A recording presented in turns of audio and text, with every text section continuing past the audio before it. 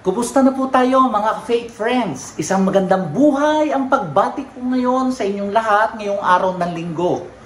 Ang linggo na dapat tayo ay sumisimba at hindi kinakalimutan ang ating obligasyon sa ating Panginoon. Ang ating pong ebanghelyo ngayong araw na ito ay ayon kay San Juan, Kabanata 6 at mga talata 41 hanggang 51. Samahan niyo po akong lahat ngayong araw ng linggo sa ating pagninilay. Sa atin pong mabuting balita, sinabi ni Jesus, walang makalalapit sa Kanya kundi sa pamamagitan ng Ama. At ang bawat lumapit sa Kanya, ang makinig sa Kanya, at ang bawat sumunod sa Kanya ay magkakaroon ng buhay na walang hanggan. At sinabi pa din ni Jesus, ang Kanyang ibibigay upang tayo ay magkaroon ng buhay na walang hanggan ay walang iba kundi ang Kanyang sariling laman, ang Kanyang sariling katawan.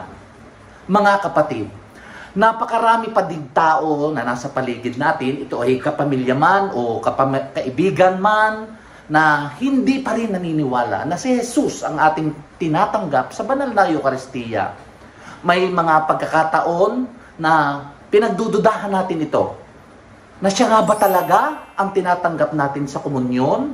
Saan yun ang tinapay? Sa tuwing dumadalo tayo ng banal na misa? Mga kapatid, kung hindi man natin ito kayang paniwalaan, ang kanyang mga salita, ang mga salita ni Jesus, paano pa natin paniniwalaan ang mga bagay-bagay na hindi natin nakikita? Kung hindi natin paniniwalaan ang sinabi ni Jesus, ito ang aking katawan, ito ang aking dugo na ihahandog ko para sa inyo. Ano pa kaya ang ating paniniwalaan? Mga kapatid, sana po maging sapat na ang salita ng Diyos. Isang tanong lang din po ang maaaring itanong natin sa ating mga sarili. Tinatanggap nga ba natin si Jesus? Kung sa buhay natin ay hindi natin siya matanggap, sa itinuturo ng Biblia ay hindi natin siya matanggap, o ang simbahan na walang sawang gumagabay at nagtuturo sa atin para si Jesus ay ating tanggapin, paano pa kaya natin siya matatanggap? Na siya na talaga nga ang andun mismo sa banal na Eucharistia. May mga kasabihan nga po tayo, yung isang kasabihan na natatandaan ko, ang sabi nga po ay, where the reason ends, faith begins. Hindi natin maipaliwanag ang misteryong ito. Pero yung pananampalataya natin ay kayang pumunta sa mga bagay na di kayang ipaliwanag ng ating kaisipan. Maaring magtanong tayo, paano ang tinapay nagiging katawan? Paano ang alak magiging dugo? Ito naman ay itsurang tinapay. Ito ay itsurang alak. Lasang tinapay. Lasang alak. Paano ito magiging katawan at dugo ni Jesus sa banal na Eucharistia? Ito po ang tinatawag na, doon po nagaganap yung tinatawag nating transubstantiation sa loob ng banal na misa. Sa paglukob ng Espiritu Santo sa alay, dun sa ating mga alay, dun sa banal na misa. Ito ay hindi na tinapay. Ito ay hindi na alak. At ito ay tunay na katawan at dugo ng ating Panginoong Hesukristo. Na siya nang nagbibigay sa atin at nagbibigay ito ng buhay para sa ating lahat. Mga kapatid, andun lagi ang mga pag-aalala natin sa tuwing tayo ay nag-a-attend ng banal na misa.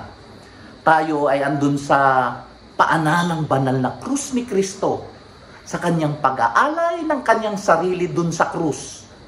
Ito ay ating sinasariwa, isinasangayon, pagsasangayon ng pag-aalay ni Jesus ng kanyang buhay, na ito'y nakikita natin sa banal na misa. Kaya nga po, ang pagkamatay at pag-aalay ni Jesus sa kanyang sarili sa Kalbaryo, doon sa krus, ay nagiging sa ngayon, nagiging ngayon sa ating pagdiriwang sa banal na misa. It is one and the same sacrifice. Kaya nga po kung ibibigay ni Jesus ang kanyang sarili doon sa Kalbaryo niya sa krus, patuloy na ibinibigay ni Jesus ang kanyang sarili doon mismo sa banal na misa na siya naman nating tinatanggap. Kaya nga, mga kapatid, huwag na po nating pagdudahan pa. Huwag na nating itanong pa. Matuto tayong imulat ang ating mga mata, ang ating mata ng pananampalataya upang tanggapin ang salita ni Jesus. Nang sinabi niyang, ito ang aking katawan, ito ang aking dugo.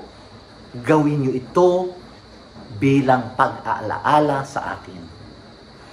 Naandun po ang paalala ni Jesus sa atin sa tuwing tayo ay tinatanggap natin siya sa komunyon sa banal na misa. Ito po yun ay talagang tunay na katawan at dugo ni Jesus ang ating tinatanggap. Ito ang isang misteryo. Ito yung misteryo ng banal na misa o Eucharistia. Ang dakilang pag-ibig ng Diyos na walang imposible. Maibigay lang niya ang kanyang sarili sa ating lahat. Yung lahat ng naniniwala at sumusunod sa kanya. Pagpalain po tayo ng poong may kapal. Maraming pong salamat sa inyo. God first po tayo. Patuloy doon po tayong magnilay araw-araw sa pamamagitan nitong Facebook We Reflect series. Paki-like lang po at paki-subscribe na lang po tayo para patuloy ang paghahari sa ating mga puso ang pag-ibig ng Panginoong Hesus sa atin tuwing masasaksihan ang kanyang pag-ibig sa banal na misa. Maraming salamat po.